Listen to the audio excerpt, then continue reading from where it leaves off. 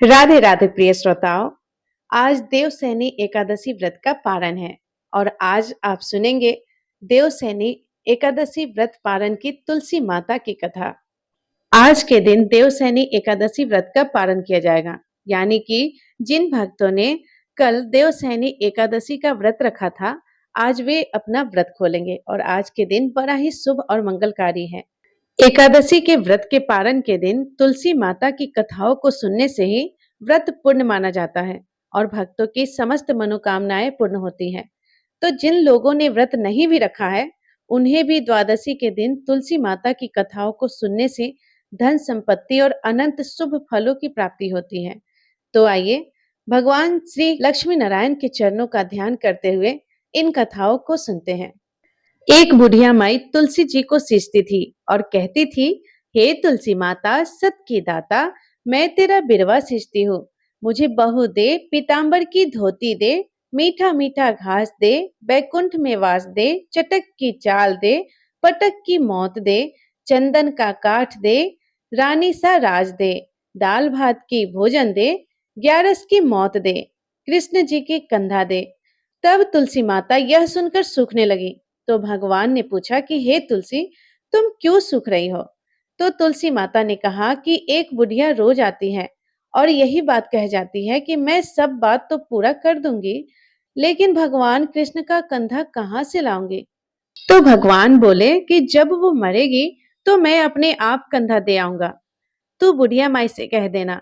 जब बुढ़िया माई मर गई, सब लोग आ गए। जब माई को ले जाने लगे तो वह किसी से नहीं उठी। तो भगवान श्री कृष्ण एक बार 12 वर्ष के बालक का रूप धारण करके आए और बालक ने कहा कि मैं कान में एक बात कहूंगा तो बुढ़िया माई उठ जाएगी। बालक ने बुढ़िया माई के कान में कहा, बुढ़िया माई मन की निकाल ले, पीताम्बर की धोती ले, मीठा मीठा घास ले, बैकुंठ में वास ले, चटक की चाल ले, पटक की मौत ले, कृष्ण जी का कंधा ले। यह सुनकर बुढ़िया माई हल्की हो गई। तो भगवान श्री कृष्ण ने उन्हें कंधा दिया और बुढ़िया माई को मुक्ति मिल गई। हे तुलसी माता, जैसे बुढ़िया माई को मुक्ति दी वैसे ही सबको देना। प्रेम से बोलिए श्री तुलसी महारानी की जय। एक बार किसी गांव में एक किसान रहता था। वह हर दिन मंदिर जाता और तुलसी माता की पूजा किया करता था। वह तुलसी माता से रोज प्रार्थना करता कि हे तुलसी माता, मेरे आनंद करना। तुलसी माता ने एक दिन सोचा कि यह किसान बहुत सीधा साधा है, एक तो गरीब है, फिर भी हर दिन समय निकालकर मेरी पूजा किया करता है। मैं इसके लिए कुछ ना कुछ करना चाहती हूँ। यह सोचकर तुलसी माता ने एक छोटी कन्या का रूप धरा और किसान के रास्ते पर जाकर बैठ गई और फिर उस किसान से कहने लगी कि मैं भी तुम्हारे घर चलना चाहती हूँ। मेरा कोई नहीं है। किसान ने सोचा कि घर पर तो मेरी 6 बेटियां पहले से ही है। अब 7 लड़कियों का मैं पेट कैसे भरूंगा? कैसे उनका पालन पोषण करूंगा और कैसे इनका विवाह करूंगा? मेरे पास तो कुछ भी ऐसा नहीं है। यह सोचकर वह किसान बहुत परेशान हो गया। मारे दुख के उनको आजकल कुछ भी अच्छा नहीं लगता था। यहाँ तक कि उसको खाना खाने का भी मन नहीं कर रहा था। उसे ऐसे परेशान देखकर उसकी पत्नी बोली, क्या बात है? आजकल बहुत दुखी रहने लगे हो। तब एक किसान बोला, क्या बताऊं, मैं मंदिर जाता हूँ, वहां पर एक छोटी सी कन्या बैठी हुई है और वह रोज कहती है कि मैं भी तुम्हारे घर चलूंगी। अब तुम ही बताओ, भला घर पर तो हमारी 6 बेटियां पहले से ही है। अब 7वीं को लेकर मैं कैसे उसका पेट भरूंगा, कैसे गुजारा करूंगा? किसान की पत्नी बोली, अरे इसमें परेशान होने की इतनी क्या बात है? अगर वह आ रही है तो आने दो। जैसे हमारी यह 6 बेटियां रहती है वैसे वह भी रह लेगी। तब किसान बोला, अरे हम उसका विवाह कैसे कराएंगे? कैसे इतने बड़े परिवार का गुजारा होगा? किसान की पत्नी ने उसे समझाते हुए कहा, अरे यह तो कोई भी बात नहीं है, कोई मुश्किल ही नहीं। जैसे हम अपनी 6 लड़कियों की शादी करवाएंगे, वैसे ही 7वीं की भी करवा देंगे। अपनी 7 लड़कियों का विवाह साथ साथ करवा देंगे। अब किसान को अपनी पत्नी की बात सही लगी। उसका मन थोड़ा हल्का हुआ। अगले दिन जब वह मंदिर गया तो वह कन्या उसे फिर से मंदिर की सीढ़ियों पर बैठी दिखाई दी और फिर से उसने अपनी बात दोहराई कि मैं आपके घर चलूं क्या? अब की बार किसान ने ना तो उसे मना किया और ना ही कोई बहाना बनाया। बल्कि उसका हाथ पकड़कर कहा, हाँ, चल बेटी घर चलो। ऐसा कहकर वह किसान उस छोटी सी कन्या का हाथ पकड़कर अपने घर पर लिवाकर ले आया। अब जब वह घर ले आया तो तुलसी माता जो कन्या के रूप में उस किसान के घर पर आई थी, उनका तो पैर किसान के घर पर पड़ते ही किसान के तो मानो आनंद ही आनंद छा गया। उसके घर में खुशियां ही खुशियां भर गई और उसकी सारी गरीबी भी दूर हो गई। अब किसान के घर में किसी बात का कोई अभाव नहीं था। धीरे धीरे समय बीता और किसान की वह सभी कन्याएं अभी विवाह के लायक हो गई।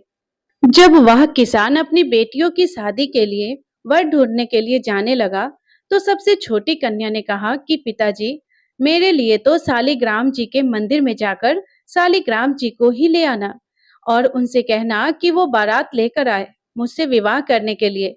और पिताजी, मेरी बाकी 6 बहनों के लिए आप अपनी इच्छा से वर ढूंढ लेना। किसान ने ऐसा ही किया और तुलसी महारानी की कृपा से उसके तो सारे जेवर, कपड़ा, खाना सब तैयार हो गया और खूब धूमधाम से सबका विवाह हो गया और उस किसान के घर पर तुलसी माता की कृपा हो गई। हे तुलसी माता, जैसे आपने उस किसान के घर पर कृपा की, वैसे ही सब पर करना और वैसे ही आनंद और खुशियां सबको देना। कथा को कहते, सुनते और हुंकार भरते सभी भक्तों के घर पर अपनी कृपा दृष्टि बनाए रखना। बोलिए तुलसी महारानी की जय। बहुत समय पहले की बात है। किसी गांव में एक बुढ़िया माई रहती थी। बुढ़िया माई का एक बेटा था। बेटे का विवाह हो गया था, तो घर में बहू भी आ गई थी और एक पोता था। बुढ़िया माई बड़े ही नित्य कर्म वाली थी। हर एकादशी का व्रत करती थी। रोज तुलसी माता की पूजा करती थी।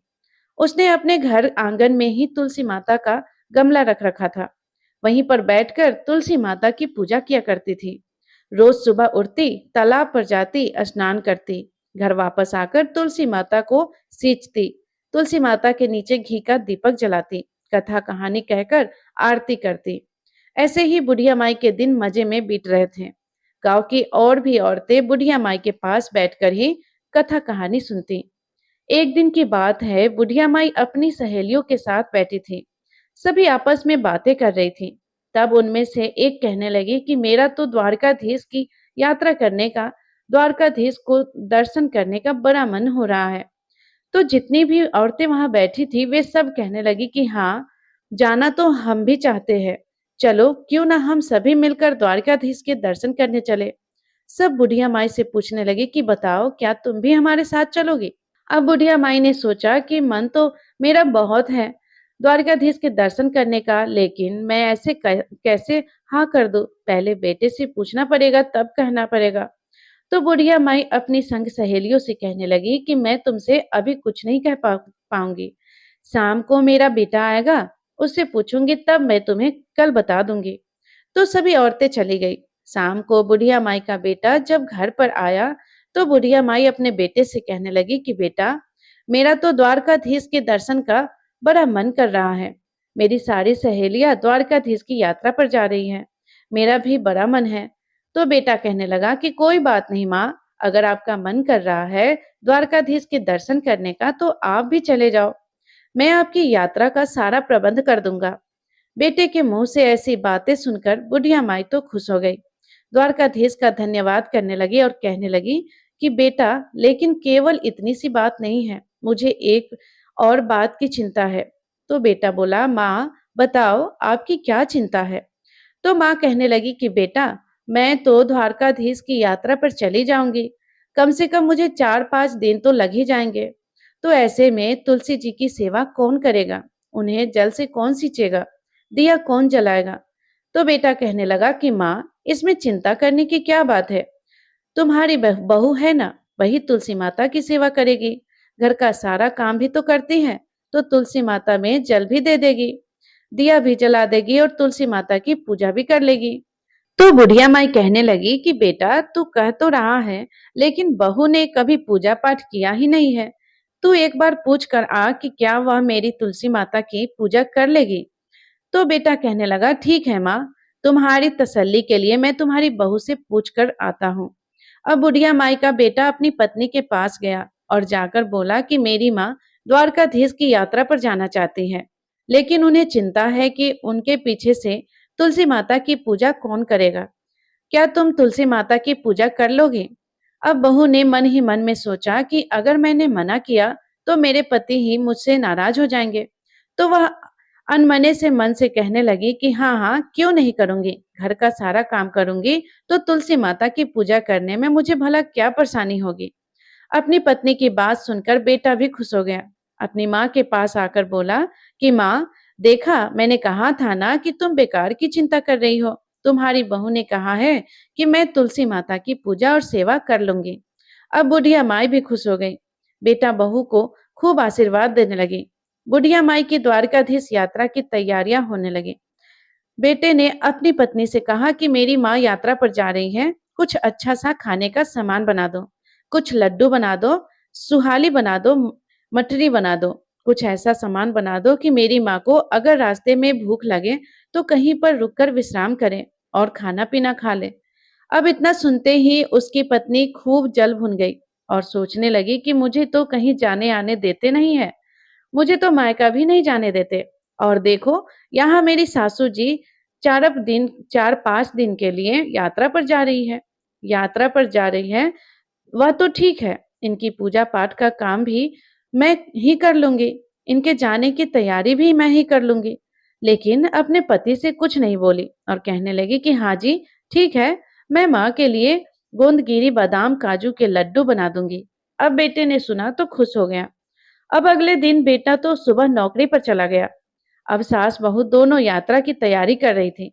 बहू को तो बहुत गुस्सा आ रहा था, पर फिर भी अनमने से मन मन से तैयारियां कर रही थी। अब जब आई बात लड्डू बनाने की, सुहाली बनाने की, तो बहू ने क्या किया, तुलसी माता के गमले के पास गई, तुलसी माता के पत्ते तोड़े और एक डिब्बे में भर दिए और बाद में तुलसी माता का जो पौधा था उसे गमले से जड़ से समेत निकाला और एक उस पोटली से बांध दी और कहने लगी कि लो, हो गए तुम्हारे लड्डू और सुहाली तैयार। अब अपनी तुलसी माता को अपने साथ ही लेकर जाना और वहीं पर सेवा करना। बुढ़िया माई के जाने का समय हुआ तो बहू ने वह डिब्बा और वह पोटली बुढ़िया माई को देते हुए कहा कि लो माँ जी, इसमें मैंने बादाम गिरी काजू के लड्डू बनाए हैं और इसमें मैंने सुहालियां बनाए हैं। आपको भूख लगे तो रास्ते में कहीं पर रुककर बैठकर खा लेना। अब बुढ़िया माई तो यह सुनकर बहुत खुश हो गई। मेरी बहू ने मेरा कितना ख्याल रखा, मेरे रास्ते के लिए खाना बना कर दे रही है। बुढ़िया माई ने बेटे बहू को खूब आशीर्वाद दिए और अपनी यात्रा पर चल दी। बुढ़िया माई अपनी संग सहेलियों के साथ पैदल यात्रा पर जा रही थी, क्योंकि पुराने समय में तो पैदल ही यात्रा करते थे। चलते चलते शाम हो गई। शाम हो गई, वे बहुत थक भी गई थी, तो उन्होंने सोचा कि चलो कहीं पर रुककर विश्राम कर ले और कुछ खा पी ले। तो एक स्थान देखकर सब की सब रुक गई। सोचने लगी कि चलो यहीं पर रुकते हैं, थोड़ी देर बैठेंगे, आराम भी कर लेंगे। जब बैठ गई तो सबने सोचा कि चलो कुछ खा पी ले। अब सब अपना अपना खाना निकालने लगे। किसी ने खाना निकाल कर देखा तो उसमें सूखी रोटियां थी, किसी ने निकाल कर देखा तो रोटी सब्जी थी, किसी ने देखा तो कुछ था, किसी ने देखा तो कुछ कुछ था। अब बुढ़िया माई ने सोचा कि जब सब खा रहे हैं तो जरा मैं भी खा लूं। बुढ़िया माई ने अपना डब्बा निकाला, पोटली निकाली, डब्बा खोल के देखा तो उसमें तो काजू बादाम गिरी के लड्डू भरे पड़े थे। खूब घी तैर रहा था। उसमें पोटली खोली तो देखा कि उसमें सुहाली मठरी थी। बुढ़िया माई तो देखकर खुश हो गई। बुढ़िया माई ने द्वारकाधीश भगवान को प्रणाम किया और द्वारकाधीश भगवान को मन ही मन वहां से भोग लगाया और भोग का जो लड्डू था, सुहाली था, उसे अलग रख कर दिया और उसके बाद अपनी संग सहेलियों से कहने लगी कि आओ बहन, तुम भी भोजन कर लो। अब सबने देखा कि बुढ़िया माई के पास तो इतने स्वादिष्ट लड्डू है, तो सबके मुंह में पानी आ गया। सबने बुढ़िया माई के प्रसाद लिया और लड्डू लिया और खूब खूब जो है आनंद से खाए। सारी की सारी औरतें बुढ़िया माई की खूब प्रशंसा करने लगे। अरे वाह, तुम्हारे लड्डू तो बहुत स्वादिष्ट है। तब बुढ़िया माई कहने लगी कि यह मेरी बहू ने बनाए हैं। मेरी बहू मेरा बहुत ध्यान रखती है। उसने सोचा कि 4-5 दिन की यात्रा पर माँ जाएगी तो रास्ते में क्या खाएगी, तो मुझे लड्डू और सुहाली बनाकर दिए हैं। सारी की सारी औरतें बुढ़िया माई की बहू की प्रशंसा करने लगी। अरे वाह, तुम्हारे घर में तो इतनी अच्छी बहू आई है। एक हमारी बहू देखो, खाने के नाम पर एक सूखी रोटी दी है। सब अपना अपना खाना दिखाने लगे। अब बुढ़िया माई को अपने भाग्य पर बड़ा गर्व हो रहा था। उसे लग रहा था कि भगवान द्वारकाधीश की कृपा से ही मुझे ऐसी बहू मिली है, ऐसा बेटा मिला है जो मेरी इतनी परवाह करता है। तो बुढ़िया माई ने अपने बेटे बहू को खूब आशीर्वाद दिया।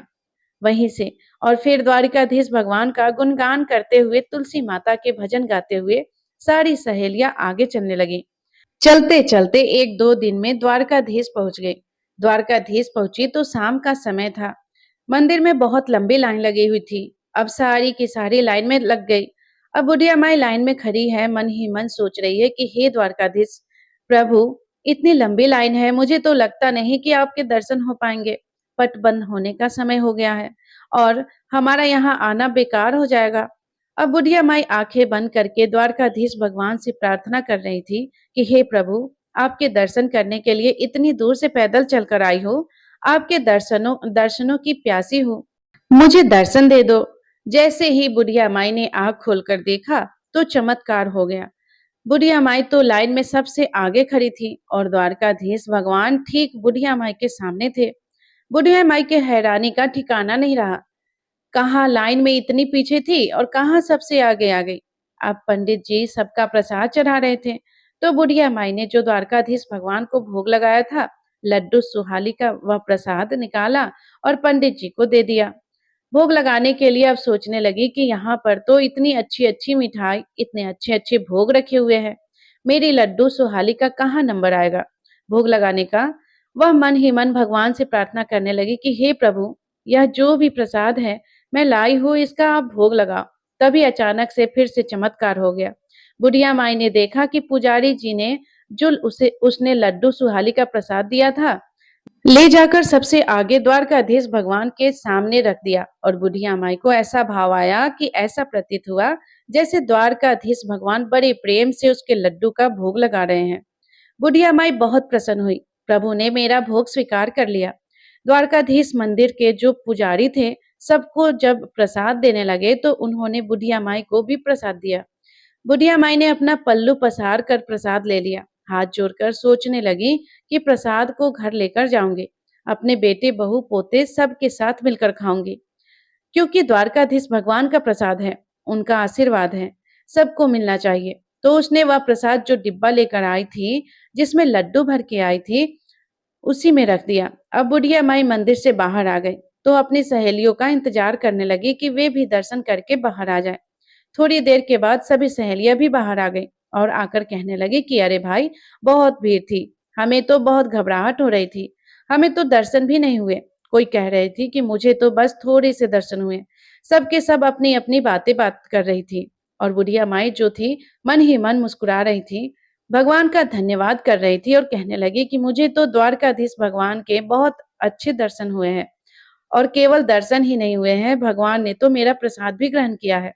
इस तरह से बुढ़िया माई अपनी सहेलियों के साथ द्वारकाधीश भगवान की यात्रा करके अपने गांव की तरफ वापस चल दी। चलते चलते अपने घर पहुंच गई। उसने घर आकर अपने बेटे बहू को आवाज लगाई। बेटा अंदर से आया। उसने माँ के पैर छुए और पूछने लगा कि माँ कैसी हो, यात्रा कैसी रही। तो बुढ़िया माई ने अपने बेटे को खूब आशीर्वाद दिए और कहने लगी कि बेटा, मेरी यात्रा तो बहुत अच्छी रही, मुझे तो बहुत अच्छे से दर्शन हुए। फिर चारों तरफ देख के कहने लगी कि बेटा, बहू तो दिखाई नहीं दे रही है। तो कहने लगा कि माँ, पहले तुम पानी पियो और आराम से बैठ जाओ, बहू के बारे में बाद में पूछना। बुढ़िया माई ने सोचा कि बेटा बेटा तो बात टाल रहा है, इसका मतलब कुछ गड़बड़ जरूर है। तो बुढ़िया माई कहने लगी कि बेटा, मैं बैठूंगी भी बाद में और पानी भी बाद में पी लूंगी, पहले तो मुझे यह बता कि मेरी बहू कहाँ है। तो बेटा कहने लगा कि माँ, मैंने उसे घर से निकाल दिया है। तो बुढ़िया माई बोली कि बेटा, यह तूने क्या किया? मैं जो द्वारकाधीश की यात्रा पर गई थी, तो तूने पीछे से बहू को घर से निकाल दिया। ऐसा क्या हो गया था जो तूने मेरी बहू को निकाल दिया? मेरी बहू तो बहुत संस्कारी थी, इतनी अच्छी थी। तो बेटा कहने लगा कि माँ, तुम अपनी बहू को नहीं जानती, उसने तेरे साथ बहुत बड़ा धोखा किया है। मैंने उससे कहा था कि मेरी माँ यात्रा पर जाएगी तो उसके लिए खाने का सामान बना देना। उसने क्या किया कि तुलसी के पत्ते तोड़ तोड़ कर डिब्बे में भर कर रख दिए। तो बुढ़िया माई कहने लगी कि नहीं बेटा, मैंने डिब्बा खोल कर देखा तो उसमें तो काजू बादाम के लड्डू थे। वे लड्डू मैंने भी खाए और अपनी सहेलियों को भी खिलाए। तब वह कहने लगा कि नहीं माँ, उसने मुझसे खुद कहा है कि मैंने आंगन से तुलसी के पत्ते तोड़कर जो है डिब्बे में भर दिए थे और वही माँ को दिए थे। अब बुढ़िया माई सोचने लगी कि अच्छा, यह तो तुलसी माता का चमत्कार है। तुलसी माता की कृपा है जो उन पत्तों के लड्डू बन गए थे। तो बेटे से कहने लगी कि कोई बात नहीं बेटा, बहू ने ऐसा किया, उसने गलती की, लेकिन उसी के कारण मुझे द्वारकाधीश भगवान के दर्शन भी हुए। बेटा, मेरे साथ तो इतने चमत्कार हुए कि मैं तुझे क्या बताऊं। जब मैं द्वारकाधीश के दर्शन करने के लिए गई, मंदिर में गई, तो लाइन में बहुत पीछे खड़ी थी। मैंने द्वारकाधीश भगवान से आंखें बंद कर प्रार्थना करी, तो बेटा तू यकीन नहीं करेगा कि मैं भीड़ से सबसे आगे हो गई। लाइन में सबसे आगे खड़ी थी। द्वारकाधीश भगवान ठीक मेरे सामने थे और बेटा, मेरे डिब्बे में एक तुलसी जी का पत्ता था और एक लड्डू जो मैंने भगवान को भोग लगाया था। जब मैंने पंडित जी को दिया तो वह पंडित जी ने द्वारकाधीश भगवान के बिल्कुल आगे ले जाकर रख दिया और मुझे ऐसा लगा जैसे द्वारकाधीश भगवान बड़े प्रेम से प्रसन्न होकर मेरे भोग ग्रहण कर रहे हैं। बेटा, मेरी बात मान, बहू ने चाहे जो भी किया हो, लेकिन बहू की वजह से ही मेरे साथ इतने चमत्कार हुए हैं और मुझे द्वारकाधीश भगवान के इतने अच्छे से दर्शन हुए हैं। बेटा, मैं तो द्वारकाधीश भगवान के दर्शन करके निहाल हो गई हूँ। अब तू मेरी बात मान, अब तू जा और अपनी बहू को लेकर आ। तेरी बहू मायके में ही गई होगी। बुढ़िया माई का बेटा अपनी माँ की कोई बात नहीं टालता था। माँ ने कहा कि बहू को लेकर आ, तो वह लेने के लिए चल दिया। बहू के मायके गया, बहू को लेकर आया। जब उसकी बहू मायके से अपने घर आई, तो आकर अपनी सासू माँ के पैरों में गिर गई, बहुत माफी मांगने लगी। तो बुढ़िया माई कहने लगी कि बहू, मैंने तो तुझे कब का माफ कर दिया है।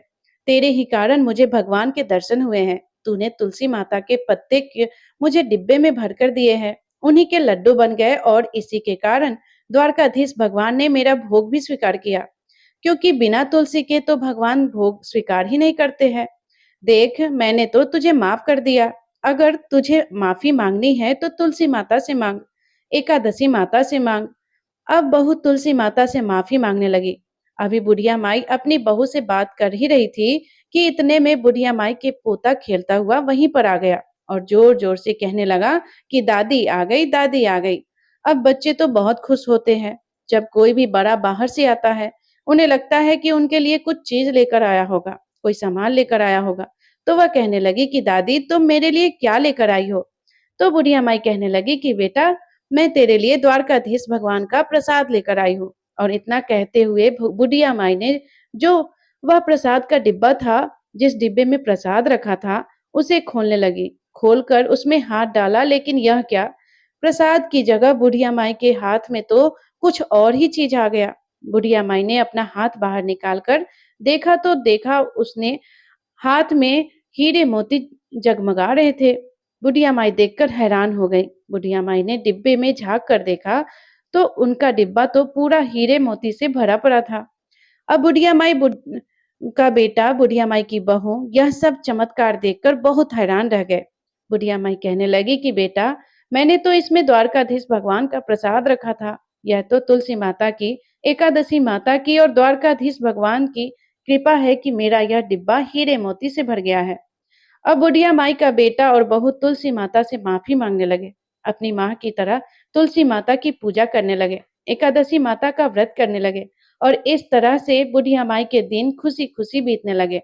बुढ़िया माई के पास अब इतना धन हो गया था कि वह गरीबों की सहायता करती थी। गांव में अगर किसी को भी किसी भी चीज की आवश्यकता होती थी, तो बुढ़िया माई सबसे आगे खड़ी हो जाती थी। उसने निर्धन कुंवारी कन्याओं का विवाह कराए, कुएं बावड़ी बनवाए, बच्चों के स्कूल बनवाए, अस्पताल बनाए। बुढ़िया माई द्वारकाधीश भगवान के उस प्रसाद को, उस धन को खूब धर्म कर्म में खर्च करती थी। बुढ़िया माई जब तक जीवित रही, तुलसी माता की पूजा करती रही, एकादशी माता का व्रत करती रही, तुलसी माता को रोज कथा कहती और रोज उनकी पूजा करती, आरती करती। तुलसी माता और एकादशी माता की कृपा से बुढ़िया माई को मोक्ष की प्राप्ति हुई।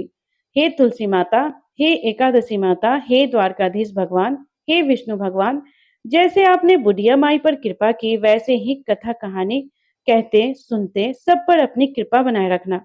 बोलिए तुलसी माता की जय, एकादशी माता की जय। तो प्रिय श्रोताओं, ये थी देवसैनी एकादशी की तुलसी माता की संपूर्ण कथा। यदि आप यहाँ तक वीडियो को सुन रहे हैं, देख रहे हैं, तो आपसे विनम्र निवेदन है कि आप इस वीडियो को लाइक जरूर कर दीजिएगा और कमेंट में जय तुलसी माता जरूर लिखिएगा। प्रिय श्रोताओं, अगर आप लोग वीडियो को पूरा देख रहे हैं, अगर आप लोग को अच्छा लग रहा है तो लाइक करने में कुछ नहीं जाता है, तो इसलिए आपसे निवेदन है कि आप प्लीज वीडियो को लाइक करके और कमेंट में तुलसी माता जरूर लिखिएगा। और हाँ, अगर आप चैनल पे अभी तक नए हैं तो चैनल को सब्सक्राइब भी कर लीजिएगा। धन्यवाद। राधे राधे। जय श्री कृष्णा।